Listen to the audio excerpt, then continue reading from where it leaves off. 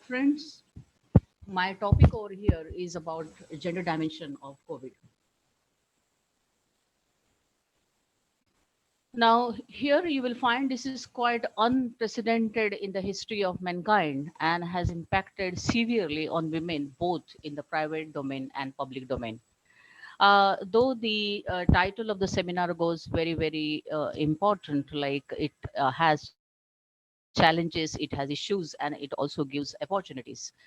I would take up the issues basically about women, and eventually I switch over my presentation to the other issues which are related to women. Uh, Comparative analysis, which is very important, and that is the methodology which I'm going to use here. That is, I would go for 1918's pandemic which occurred in the world, and eventually I will also discuss about the current COVID-19 as a pandemic. So my methodology to understand this situation today, especially from the gender perspective, is with the help of the comparative analysis. At the same time, I will also go for the issues which women are facing. And at the end, I will go for analysis of the entire exercise which I'm doing over here. Uh, there are two types of violence against women in society under the ideology of patriarchy, which everybody is well aware. And these are basically the crucial point that how patriarchy has located itself in uh, COVID 19. First, I would take up the private domain. The very important issue, which is called domestic violence, which is encompassing almost all women of the world, and more specifically, women those who are the victims of superstitions, the victims of patriarchy on cultural basis, etc., which is very important for me to mention here that domestic violence is very problematic at the moment all over the world, especially under the COVID-19. Now, domestic violence is defined as intimate partner violence in West, and in our world, the husband or in-laws. Basically, the domestic settings are the location for such women to suffer. The population under the domestic violence is middle class women, upper middle class, lower class, underclass, and almost all women. I mean, I cannot exclude the women, those who are also in the public domain, but they have more vibrant way of expressing themselves against the husband if they have any issues. But the most vulnerable population, as far as the domestic violence is concerned, is middle class, upper middle class, lower class, etc. I mention here underclass is basically the concept that not recognized as such as the class, but still it has massive existence on this planet Earth. Now, DV, that is domestic violence, is understood as violent act that occur in domestic settings and include spouse abuse, any form of child abuse, abuse of elders, and even abuse involving, in case of Western societies, in same-sex relationships. However, it is spouse abuse that has dominated the discussion on domestic violence, where it is held that DV involves male violence against women with whom they live in marriage or other relatively permanent relationship. Nearly all the studies have shown that in the great majority of cases, men are the perpetrators and women are victims. Of course, I would like to mention here a very important point that in America there is also a theory which has been developed uh, by the uh, by the uh, by the thinkers, that is social thinkers, that there is also a syndrome developed psychologically by women as called battered and shattered women.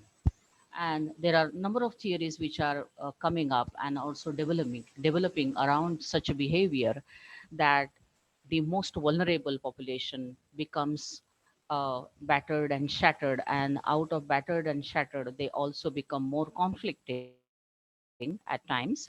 At the same time, they become more criminal oriented because they go for revenge, etc. Right. Now, as I said earlier, that domestic violence is very prominent. I will just take few points on domestic violence. Domestic violence was already one of the greatest human rights violation against women all over the world. Okay. Now, in 1970, or I would say till 1970, the issue of domestic violence was not detected properly, though the credit goes to all the care workers, and especially I would like to mention here the lady called Erin Peacey, one who wrote a very famous book called Scream Quietly or the Neighbors Will Hear. Now, in 1974, when the book came out, the clarity and also processes for formulating laws started very, very importantly all over the world and especially in England. And that is how they started saying that this violence is basically happening inside the house. And since it is inside the house, it was not known because till that point the private and public domain were considered to be very much away from each other, and women are considered to be the having a location of private domain, and private domain was not taken seriously not only by the victims and also the caretakers, but at the carers, but also the academics, also the political, let us say, leadership, and also decision making at a larger extent. As a result, this issue of domestic violence remained invisible almost till 1970. It is Erin Pizzi's efforts after writing this book, being herself as a carer, that neighbors will hear, that no one wants to say when it is everybody's issue at every house. It is called that man is a king in his castle called home. Okay. So with this approach, you will find that more emphasis was given. There are a number of issues which are happening in Australia, and the women, those who are in these fields, are contributing. There are almost definite meanings which are given to this, and also in countries like India we have also started talking about, but very lately, that is in 2005, about domestic violence. But again, I would say that my critique to this law is that it also again favors men rather than taking care of women in this situation. One woman explains this experience as it is a mental cruelty is equally bad, but at the same time, it is equally bad as physical violence, except the scars do not show and never heal. But I would emphasize that, but pain pains periodically. All scars, they eventually, after a few days, pain periodically. The current pandemic and the lockdown has made women more susceptible to domestic violence. As a result, you will find that issues of domestic violence are much more problematic because women are completely locked down inside the house under this pandemic, and there are no fresh air. There are no. I mean, they cannot share with anyone. If they try to share, then they are completely driven to the very problematic situation of threats, of beatings, and every other thing, which are the expressions, and these are the expressions given by the World Health Organization, that how the pandemic has problematized these issues. The pandemic has created more issues for the women, those who are under the um, domestic violence. Now, what exactly happened? You can see this picture that every woman inside the house can't go out because of the pandemic, and if she wants to go out, she cannot because she does not have resources. She does not have authorities will not allow her, and she will have more torture, more tormenting issues rather than the issues related to any other things. So, destructive criticism and verbal abuse has become the order of the day for such women.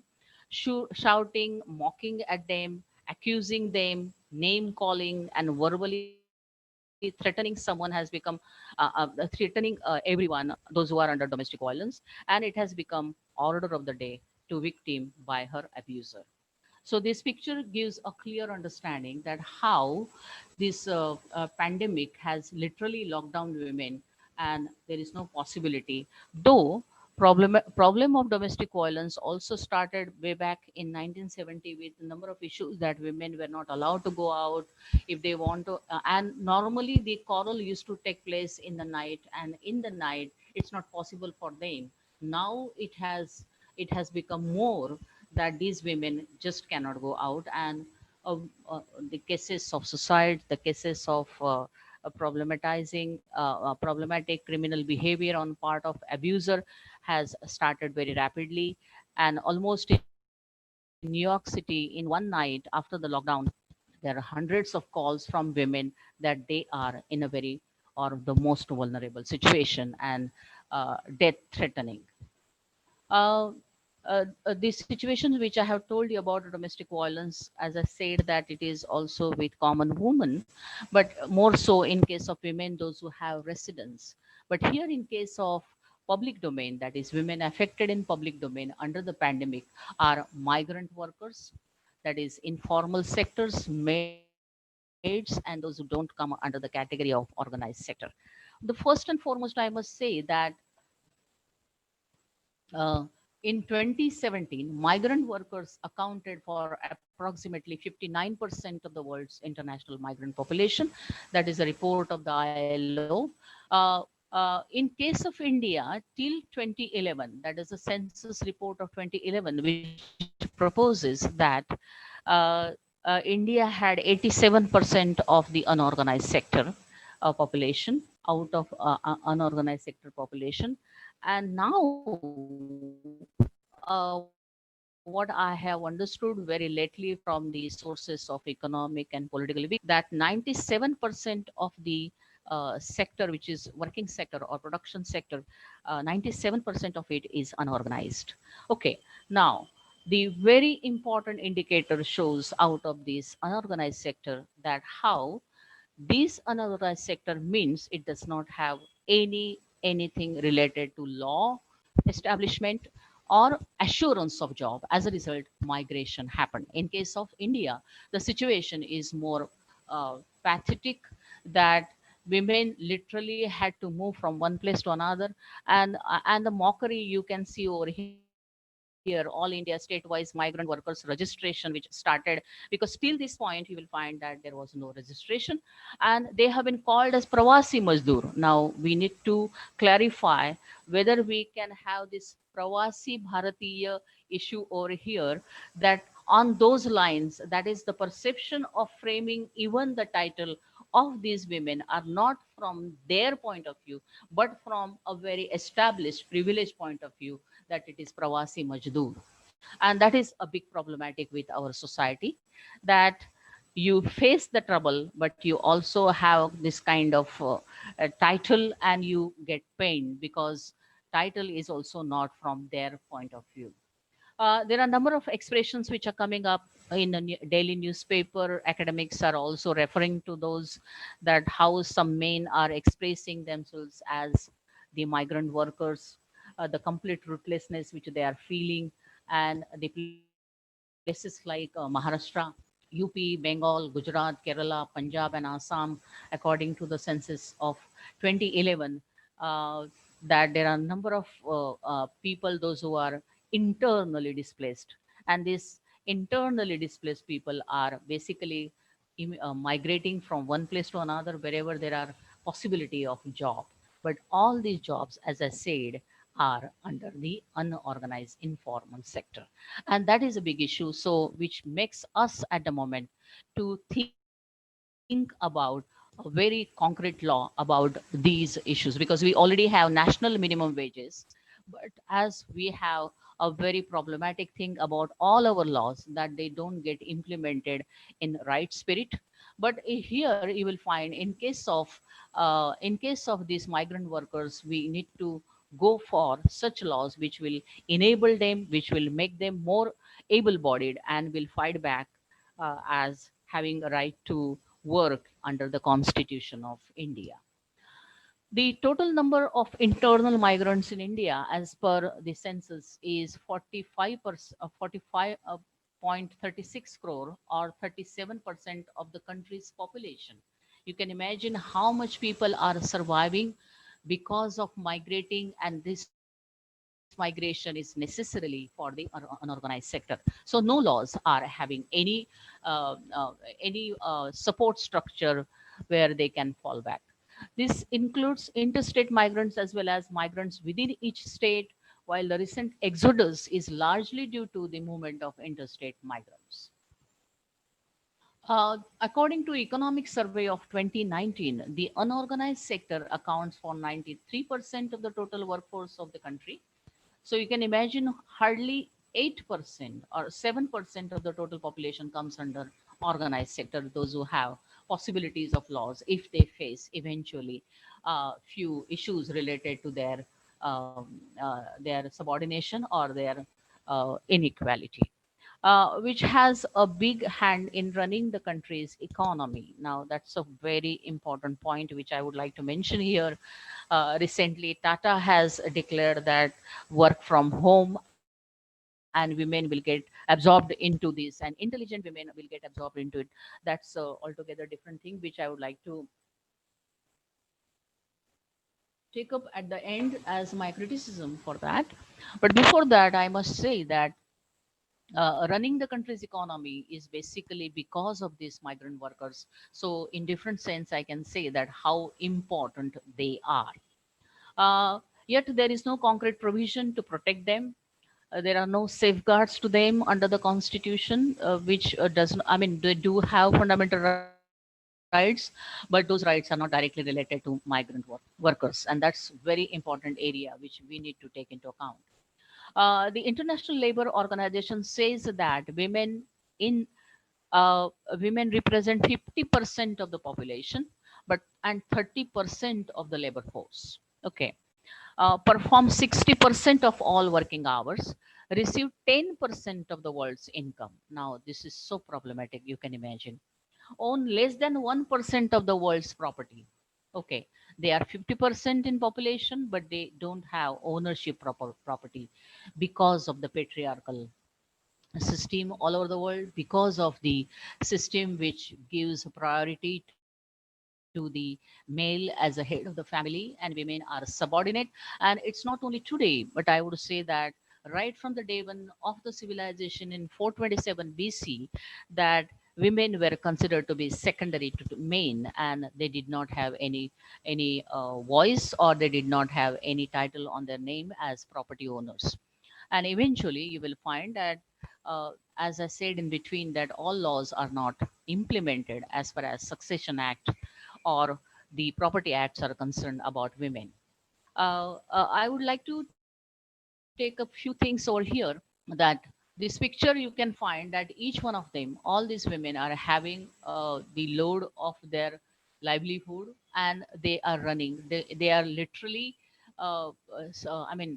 locating themselves somewhere where they can have better life. And that is how they, when they came to, let us say, in Maharashtra, they had a good future, but now they had to go back because of pandemic. And the fallout of the pandemic is lockdown, and due to lockdown they are suffering. um, Women's economic participation can be mentioned in the field of production of goods and services, accounted in the national income statistics. However, female work participation has always been low at 26% as compared to 52% of men. The problem is that women have always been at work, only the definition of work and a work plan have never been defined or realistic to include their contribution to the economy and the society. I would like to mention here that the paid work, mother's paid work, a very prominent and very fascinating concept developed by, from the Marxian point of view, the socialist point of view. But till today, we have not taken that work, paid work, seriously. Now, the paid work is nothing but a child rearing or the household chores which a woman has to do every now and then in her entire life, and that has not been counted as far as the work of the woman. And that is how we count only that work which is in the public domain, and that is 26%, as opposed to 52% of men. So this is a very fundamental question which we have to look into it as far as women are concerned, and this data is coming up. It's a very important thing as far as women's destiny and framing uh, further possibilities for their improvement of life is concerned. Uh, there are a number of deficits, the impact of pandemic on women. There are a number of deficits which are very, very crucial at the moment. We need to discuss and pay attention on it. One is social deficit for helping women under DV. Now, if we take the DV or all other important thing, that we have several biases, and these biases are nothing but social deficit. First of all, woman is viewed, defined by man, that is not only by her man, but the man of this world, and as a result, what she is basically defined by man. As a result, whatever she does is not I mean, there is a complete alienation of the women as far as decision making is concerned about themselves. So they are thoroughly dependent on men. And till 1969, I can say that Convention Against uh, Discrimination, all forms of discrimination against women, this convention, that is CEDAW Convention of United Nations, till 1969, the women were not included even in United Nations for decision making. It was the efforts of the NGO governance and NGO working, which made them first that she needs to be represented by herself.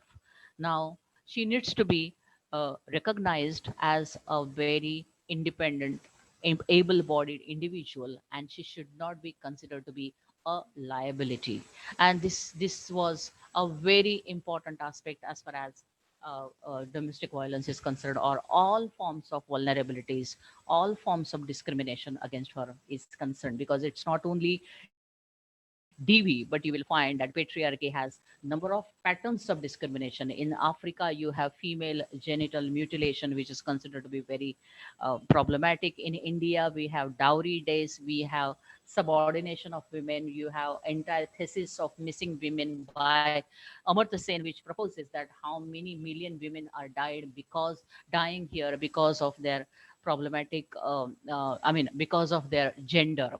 And it's not only they are dying because of their gender, but it's also like that they are not allowed to have a good life, and many of them, the survey says that the nursing homes in the city like Mumbai, Delhi, and other places are full. And what was the reason for having these nursing homes? Not for the delivery, but to detect the sun preference test. So sun preference has created a massive social deficit for women to survive as a result. But as opposed to this, a very important opportunity, a part of opportunity, I would say, that in tribal culture, the percentage of women is more than men, because they need to continue this progeny of man, and as a result, women are expected to be large in number.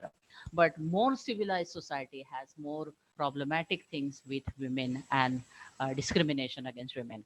One more important thing which I would like to mention here as a social aspect of social deficit, that what Simone Debo has said, that when you tell woman that she is subordinate, she inculcates those values in her, or not only about women, but in general. When you tell somebody that you are subordinate, the person also starts thinking that he or she is subordinate, and he or she has something missing as a full grown personality.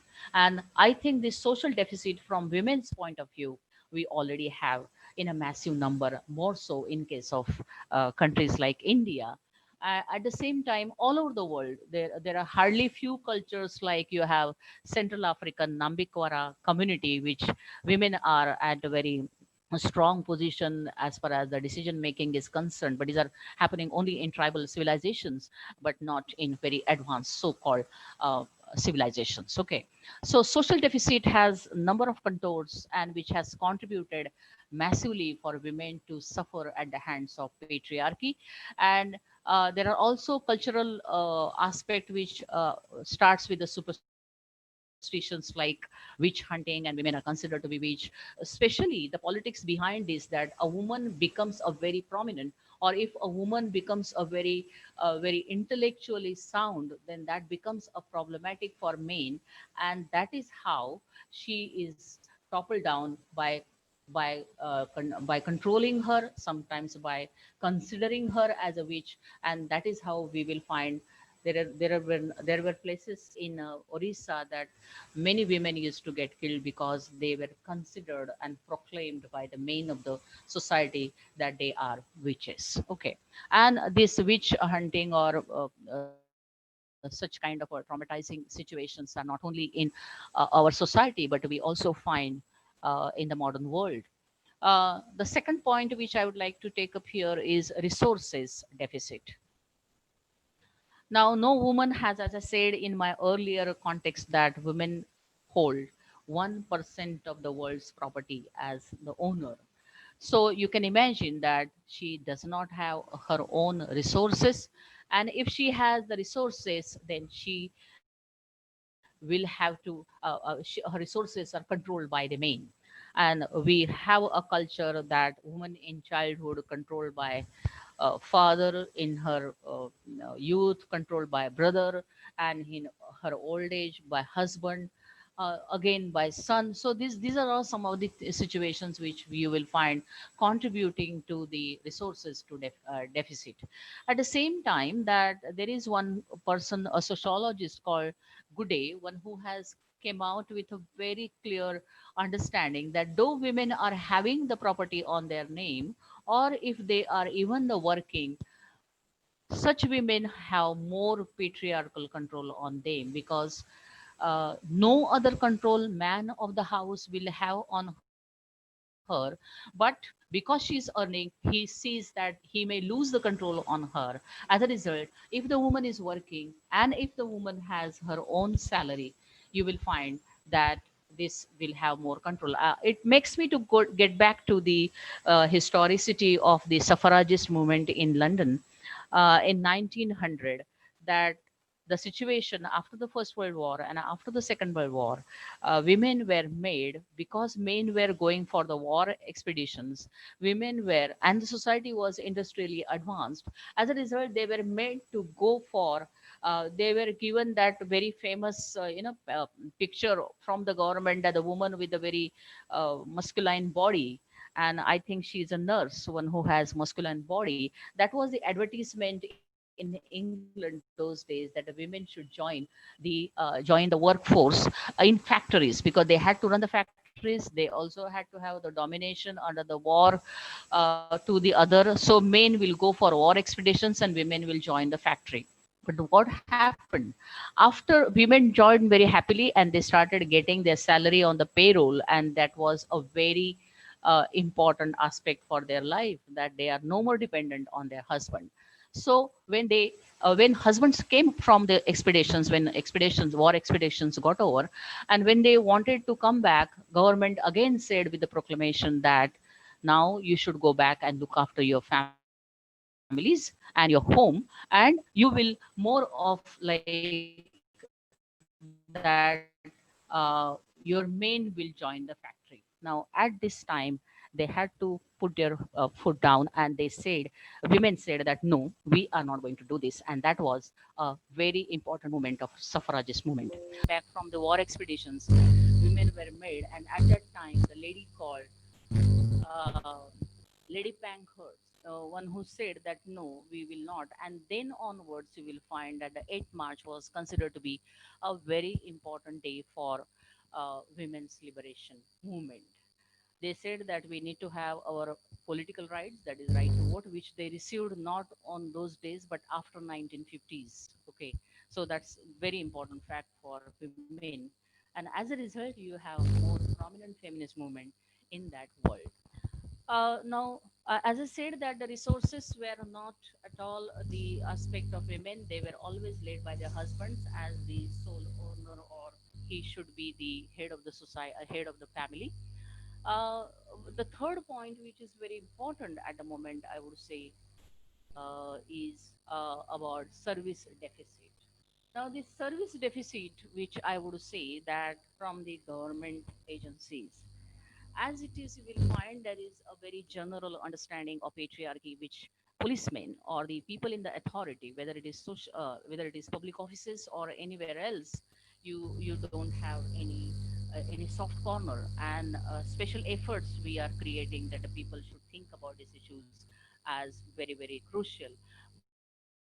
But from the government agencies which have not taken women as a serious member of the household, in fact, government agencies are complicit in violence against women by denying, sometimes ignoring their claims and rights to justice, which we quite often find in rape cases in India. Okay, we already have a very problematic history of Nirbhaya case that nobody was ready to help that girl. So resources and respect, which is completely lacking. And in case of in case of a woman in our culture is considered to be a deity or a goddess. At the same time, the woman is also considered to be a voluptuous seducer. And I would say that there are two angles or consistently two perceptions about about women have been viewed by the main or male dominant society like us. As a result, we are completely confused. A small child, when he learns about all these things, that at one level a woman is goddess, at another level woman is considered to be a sexual slave. As a result, we have a very chaos and confusion situation, confusing situations at a moment. As I said that I have deliberately taken this comparative analysis of pandemic 1918, where women are working. You can see in a similar situation of pandemic 2020. I'm sorry, I have written 2010. Women in Mumbai. Now, a very important, a few general points, and then I will go for the specificity of women as the context for this analysis. In 1918, virus caused the deadlines flu pandemic in a recorded human history, claiming the lives of an estimated 50 million people worldwide. Now, I searched through, though some of the reports I could not make it available. I could not download it because of the lockdown. I cannot go to the library and find out those details in archives. But some of the things which very important, which I would like to share here, that in the pandemic, how many people have been covered, how many people were having the confirmed cases. Now, such detailed study is not available about the pandemic 1918, but I could see that there are a number of photographs which where women are working constantly outside the house, and they are locating themselves in a very ready position to help them. Here, in case of present pandemic, in situation like Mumbai, you will find these women are constantly ready for the work with all their, mm, uh, attire, which is very important at the moment. At the same time, global cases are confirmed. Then you also have the death. Then you also have recovered, which I said that in earlier position we are not getting it. Official data says that more than 1,000 health workers, doctors, and nurses are affected by pandemic health-wise in Mumbai city. So women are always there. Now, I would also go for the feminist theory that women always had subordinated secondary positions in the society as also serving the society. They always had, I will not say servile, but they always had service oriented positions, that they will have teachers, they will go for the teaching, they will become nurse, and that has become a tradition that they are basically helping and assisting. They are not in the decision making as topmost leader of the society. Okay, so this is very important. So here, in case of these women, those who are the health workers in Mumbai, they are very much affected in addition to policemen and other situation.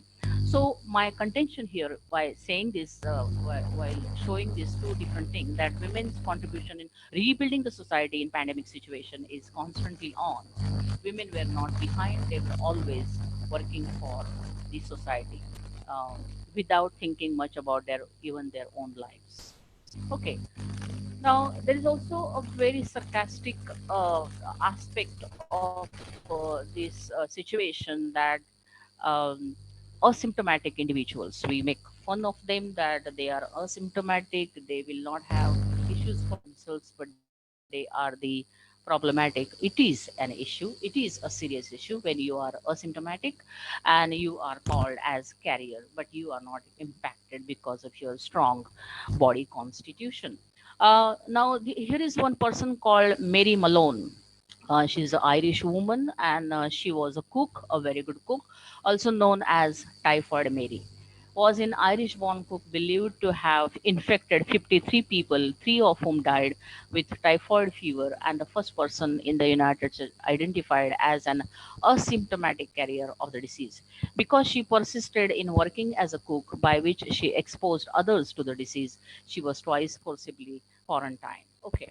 Now, the point which I would like to say that anybody can make comment. Now, here you have a typhoid, Mary, a very concrete case of asymptomatic carrier, but you will find in most of the serials or most of the medias, if a woman is problematic, we immediately call her that she's infectious, and so she is a typhoid Mary. So my contention over here is that women are also considered to be a laughing stock and not taken seriously, which is very, very problematic. And this reminds me to say a very important contribution by Nancy Fraser when she proposes recognition, representation, and redistribution. These are the three important aspects Nancy Fraser says to equal up man, woman in the society, or all human beings in the society, whether one is privileged or some of them are underprivileged, and some of them are completely vulnerable to the number of situations. So the representation needs to happen that everybody has to speak on his or her behalf. No other person should talk on his or her behalf. At the same time, that you need to recognize another person by giving a chance to a person, one who never said anything about himself, that avoiding and uh, I mean, dealing with his or her alienation, and so you give the representation, you need to recognize the another individual, and then the third very important aspect about the redistribution. But you have a lot of politics which I will not go at this particular juncture in this webinar, that redistribution and recognition, who are recognized, who are given representation, is a big problematic in country like India. The recognition is given to only those who say in favor of those who have imposed ideologies. Okay. And if he or she does not say about the person one who has imposed ideology, then you don't recognize, because finally the recognition aspect comes under the existing elite class, who has to decide who should be recognized and who should not be recognized. So this politics of recognition, representation, and then redistribution is a very problematic thing at the moment, I would say, all over the world, but more so in countries like ours, where we have not understood a basic tenets of democracy. Okay. Now, coming to the point about Sabra Klein, a scientist who studies sex differences in viral infections at Johns Hopkins Bloomberg School of Public Health, says being male is as much a risk factor for the coronavirus as being old. So most of the men are also succumb to death in this coronavirus. But in India, she proposes that there are different situations which are taking place. A group of scientists in India and US shows that though men make up the majority of infections, women face a higher risk of dying from the coronavirus than men. Now, this is a very peculiar situation, specifically related to our country, where women are more susceptible because and who are these women? Those who are basically from informal sector, informal housing, those who don't have gated communities sort of existence, those who don't have gated communities sort of let us say lifestyle, that you can tell the watchman and he will bring the thing, and then there is sanitization of all those things, and then it will reach to your house. So there is no possibility for you to get infected. But the people, those who are living in chawls and barracks in Mumbai city or in Dharavi, which we find the result that Dharavi does not have any more corona cases, which is basically a miracle, I would say, and we need to appreciate them. But coming to the point that women face more high risk of dying. First of all, they don't have immunity. Madam Paul was talking about very important thing, then followed by Tapiawala about the economic situation. I would add that women are at risk because they are constantly working outside the house to meet the end of the everyday's situations, hand to mouth situation. And as a result, you will find women are facing high risk of dying. More society patriarchal, they are facing more situations of death regarding women, and that is the very specific issue of the of women in India.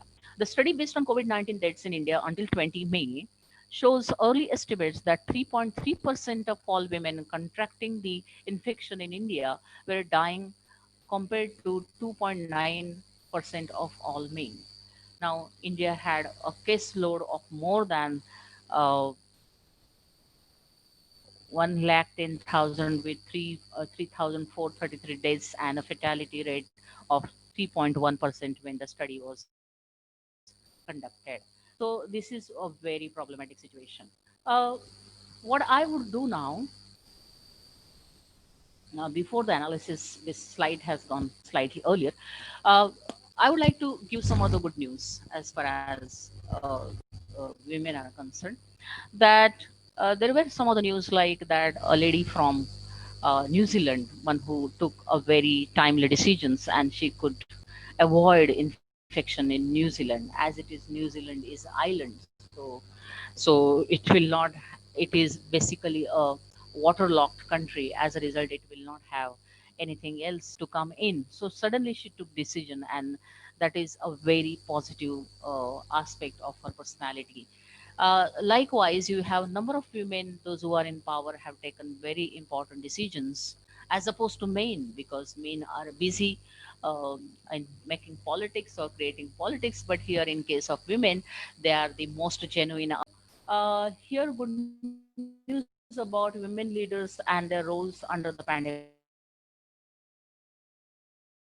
that she has said, while the world is in a phase of border containment, the Prime Minister Jacinda Ardern of New Zealand, she said, and she took a very timely decision. She took a very timely decision, and that is a very positive aspect. At the same time, Angela Merkel has,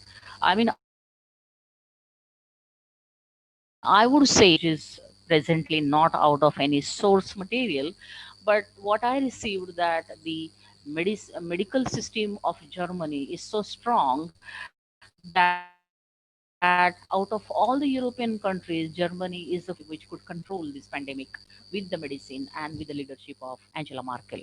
Though she is also responsible of allowing refugees inside her country and making them life at ease, but at the same time, she has that perception that uh, we can change so many things in the world. So, two sets of academics try to analyze differences in COVID-19 outcomes among countries with men and women leaders, and they posted the results as preprints in June. Each concluded that countries led by women have done better work to control this pandemic and making life at ease. But not only were both studies vulnerable to biases, because anything said about a woman, we always say that we have ladies first, so and so, so forth, and the soft corner towards women as vulnerable sex. Okay, but here, vulnerable to bias, neither found a statistically significant overall differences based on gender. Their approaches could not overcome the fundamental problems caused by the small sample size of women leaders. After all, they are leaders, so they are bound to be in small sample size. But feminists are working on this, that women leaders, and I agree very important feminist international relations activist and academics called Cynthia N. I would say my analysis is that women are more victimized under the situation. The situation is not much changed from 1918 till today.